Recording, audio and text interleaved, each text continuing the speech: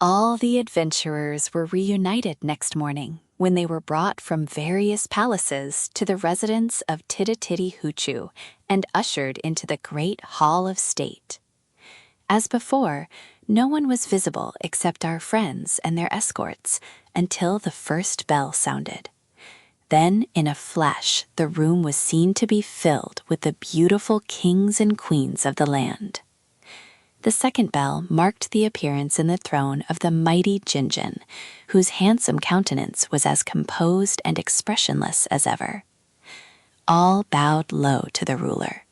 Their voices softly murmured, "We greet the private citizen, mightiest of rulers, whose word is law and whose law is just." Titty-Hoochoo bowed in acknowledgement.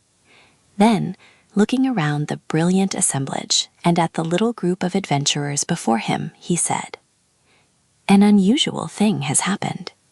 Inhabitants of other lands than ours, who are different from ourselves in many ways, have been thrust upon us through the forbidden tube, which one of our people foolishly made years ago and was properly punished for his folly. But these strangers had no desire to come here, and were wickedly thrust into the tube by a cruel king on the other side of the world named Ruggedo. This king is an immortal, but he is not good. His magic powers hurt mankind more than they benefit them." Because he had unjustly kept the Shaggy Man's brother a prisoner, this little band of honest people, consisting of both mortals and immortals, determined to conquer Ruggedo and to punish him. Fearing they might succeed in this, the Nome King misled them so that they fell into the tube. Now this same Ruggedo has been warned by me many times that if ever he used this forbidden tube in any way, he would be severely punished. I find by referring to the fairy records that this king's servant, a gnome named Calico, begged his master not to do such a wrong act as to drop these people into the tube and send them tumbling into our country. But Ruggedo defied me and my orders.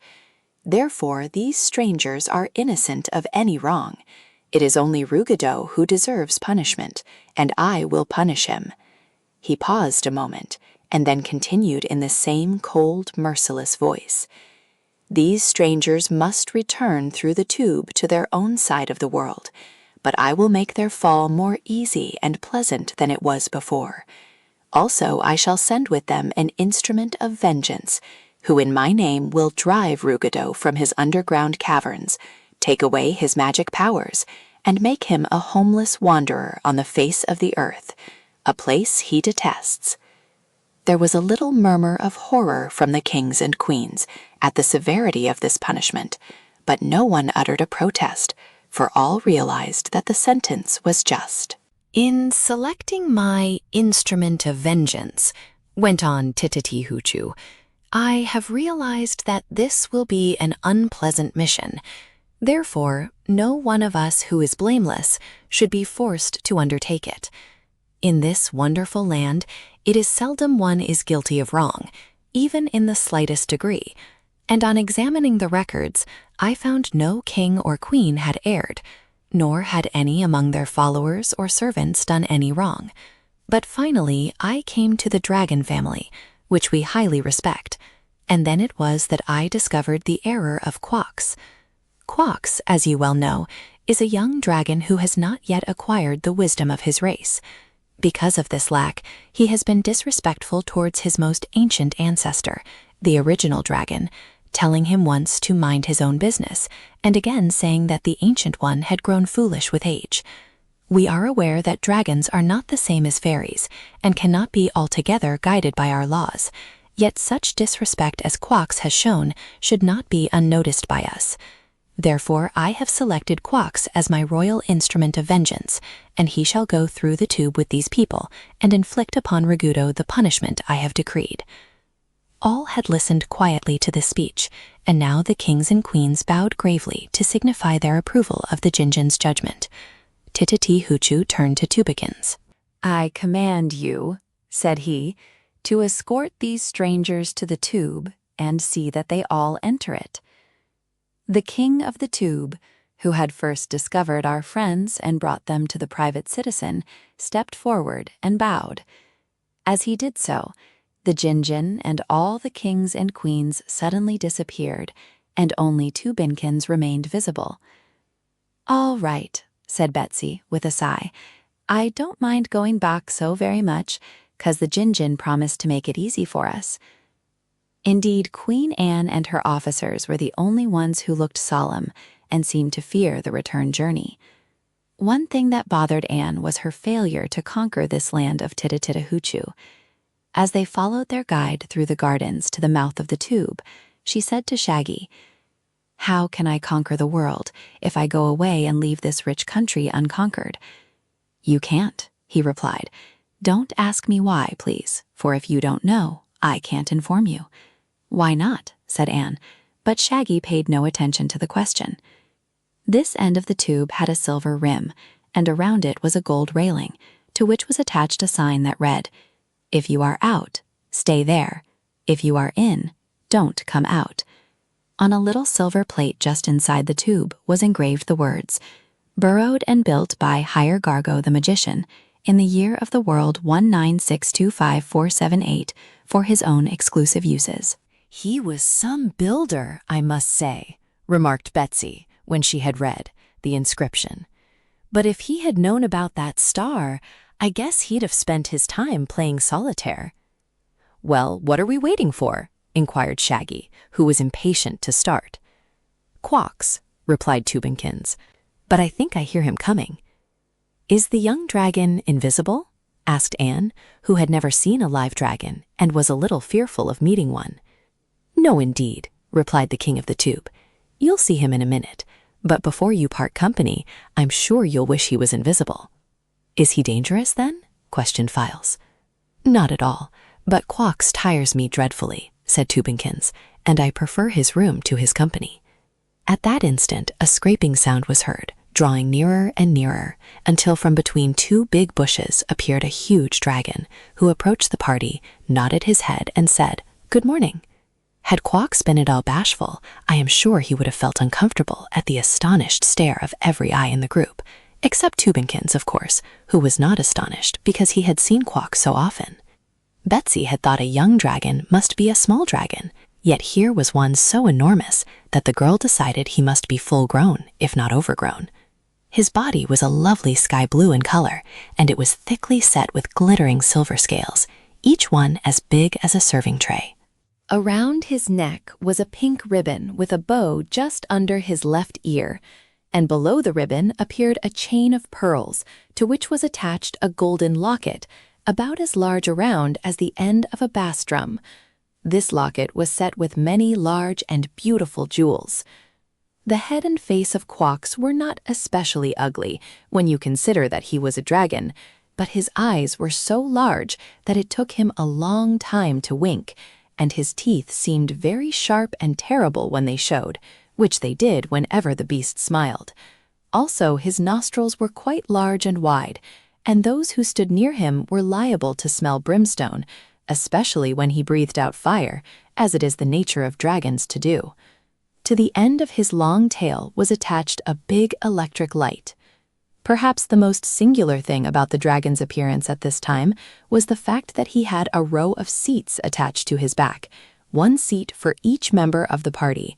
These seats were double, with curved backs so that 2 could sit in them, and there were 12 of these double seats, all strapped firmly around the dragon's thick body and placed one behind the other, in a row that extended from his shoulders nearly to his tail. "Aha!" exclaimed Tubikins. "I see that Tititi-Hoochoo has transformed Quawks into a carryall." "I'm glad of that," said Betsy. "I hope, Mr. Dragon, you won't mind our riding on your back." "Not a bit," replied Quawks. "I'm in disgrace just now, you know, and the only way to redeem my good name is to obey the orders of the Jinjin. If he makes me a beast of burden, it is only a part of my punishment, and I must bear it like a dragon. I don't blame you people at all, and I hope you'll enjoy the ride. Hop on, please. All aboard for the other side of the world." Silently, they took their places. Hank sat in the front seat with Betsy so that he could rest his front hoofs upon the dragon's head. Behind them were Shaggy and Polychrome, then Files and the Princess, and Queen Anne and Tik-Tok. The officers rode in the rear seats. When all had mounted to their places, the dragon looked very like one of those sightseeing wagons so common in big cities, only he had legs instead of wheels. "All ready?" asked Quox, and when they said they were, he crawled to the mouth of the tube and put his head in. "Goodbye and good luck to you," called Tubekins, but no one thought to reply, because just then the dragon slid his great body into the tube, and the journey to the other side of the world had begun.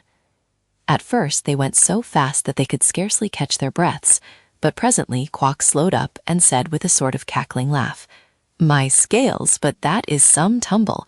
I think I shall take it easy and fall slower, or I'm likely to get dizzy." Is it very far to the other side of the world? Haven't you ever been through this tube before? Inquired Shaggy.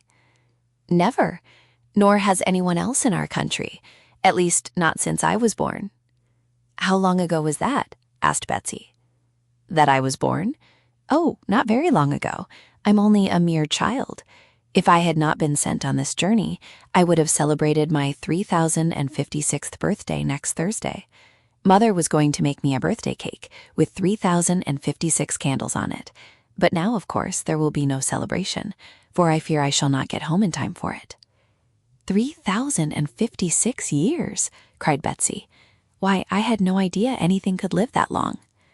My respected ancestor, whom I would call a stupid old humbug if I had not reformed, is so old that I am a mere baby compared with him, said Quox. He dates from the beginning of the world and insists on telling us stories of things that happened 50,000 years ago, which are of no interest at all to youngsters like me. In fact, Grandpa isn't up to date. He lives altogether in the past, so I can't see any good reason for his being alive today. Are you people able to see your way, or shall I turn on more light? Oh, we can see very nicely, thank you. Only there's nothing to see but ourselves, answered Betsy. This was true. The dragon's big eyes were like headlights on an automobile and illuminated the tube far ahead of them. Also, he curled his tail upward so that the electric light on the end of it enabled them to see one another quite clearly.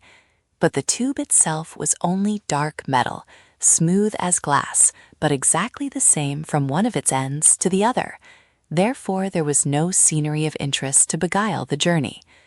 They were now falling so gently that the trip was proving entirely comfortable, as the Jinjin had promised it would be. But this meant a longer journey, and the only way they could make time pass was to engage in conversation. The dragon seemed a willing and persistent talker, and he was of so much interest to them that they encouraged him to chatter. His voice was a little gruff, but not unpleasant when one became used to it. "My only fear," said he presently, "is that this constant sliding over the surface of the tube will dull my claws. You see, this hole isn't straight down, but on a steep slant, and so instead of tumbling freely through the air, I must skate along the tube. Fortunately, there is a file in my toolkit, and if my claws get dull, they can be sharpened again." "Why do you want sharp claws?" asked Betsy. "They are my natural weapons, and you must not forget that I have been sent to conquer Raggetto."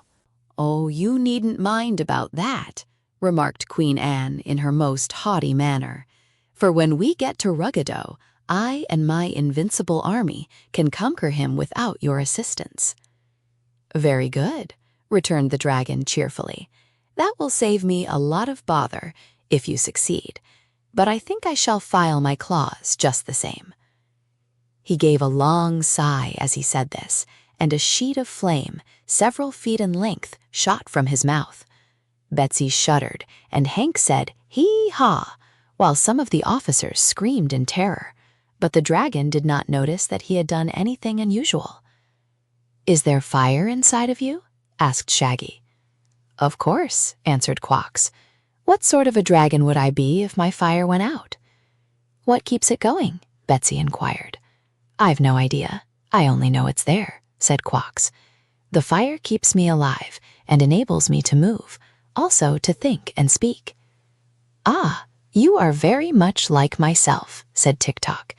"The only difference is that I move by clockwork, while you move by fire." "I don't see a particle of likeness between us, I must confess, retorted Quox gruffly. You are not a live thing. You're a dummy.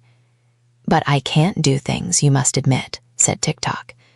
Yes, when you are wound up, sneered the dragon. But if you run down, you are helpless.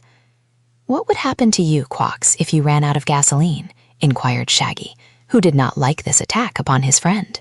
I don't use gasoline. Well, suppose you ran out of fire. What's the use of supposing that? Asked Quox. My great-great-great-grandfather has lived since the world began, and he has never once run out of fire to keep him going. But I will confide to you that as he gets older, he shows more smoke and less fire. As for Tik-Tok, he's well enough in his way, but he's merely copper, and the Metal Monarch knows copper through and through. I wouldn't be surprised if Ruggedo melted Tik-Tok in one of his furnaces and made copper pennies of him. In that case, I would still keep going, remarked Tik-Tok calmly. Pennies do, said Betsy regretfully. This is all nonsense, said the Queen with irritation. Tik-Tok is my great army, all but the officers, and I believe he will be able to conquer Ruggedo with ease. What do you think, Polychrome? You might let him try, answered the Rainbow's Daughter, with her sweet ringing laugh that sounded like the tinkling of tiny bells. And if Tik-Tok fails, you have still the big fire-breathing dragon to fall back on. Ah, said the dragon, another sheet of flame gushing from his mouth and nostrils. It's a wise little girl, this Polychrome. Anyone would know she is a fairy.